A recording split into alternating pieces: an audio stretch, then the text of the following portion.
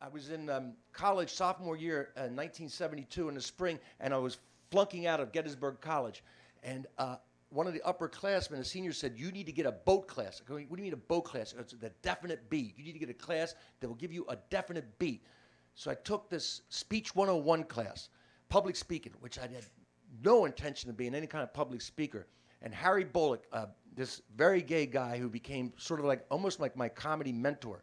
So the first time I go into class and some people are speaking and they're doing like a Gettysburg Address, obviously. They're doing all these regular speeches and that sort of thing.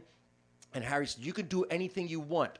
And he was trying to tell everybody, do anything you want, but they just kept coming in with like a Winston Churchill speech, or people just were doing that. So I went back to my room and I got out David Bowie album, and the song Changes. I took and wrote down the lyrics to Changes. This is a any kind of, I couldn't go to lyrics.com. I mean, I literally painstakingly lift the needle up, put it back to the beginning, lift the needle up, put it back, slowly wrote down every word. And I kind of knew, I looked back and I kind of knew that when I went changes, dead serious, I just read it, dead serious, like just flat serious, it would get and it got a laugh. It got a big laugh. People laughed at me just reading this David Bowie song.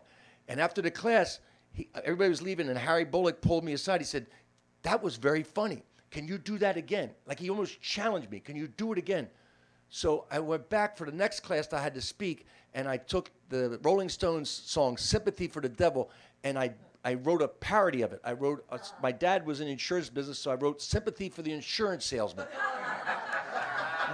And again, I just like wrote down all the lyrics and twisted them around, and I got into class and I got laughs. Where I expected to get laughs, I got laughs. It was the first time ever that I planned to get laughs and got laughs from people doing what I didn't know was stand-up comedy. I was just doing this thing.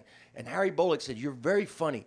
And he encouraged me. He said, "You should," they have this like theater group. He said, "You should go write sketches for them. Go write." So I wrote sketches for these people to do in college.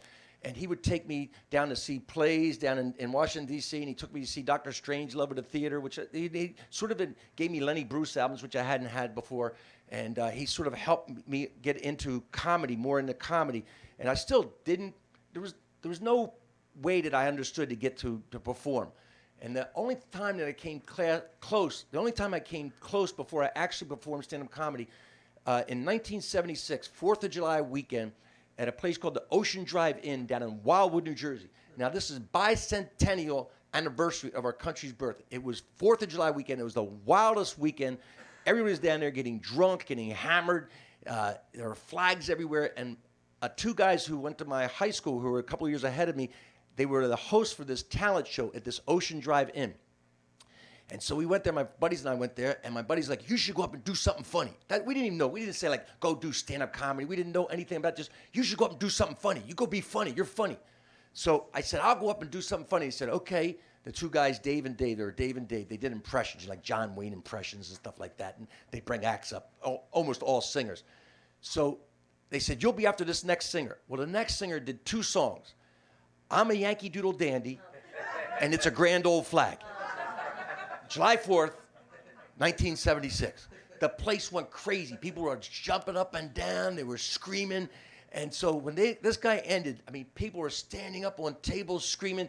And Dave Waddington turns to me when I was off the side stage, and he goes, "Come up." And he goes, "This next guy is going to do comedy." And as I reached for the microphone, this close, the entire audience went, "No!" Just one loud scream. And I recoiled, and he sensibly pulled the mic back, like not to give it to me. He said, "How about we bring out the singer again?" They went, "Yes!" And I looked back. It was such a great thing that happened, because if I'd have taken the mic and actually tried to, I had no clue what I was going to do. I had no plan. I didn't know jokes. I didn't even know what I was going to do. I was just drunk and going up there to be funny. I probably would have got booed so badly, I might never have done it again. So it was sort of like it saved me in a way.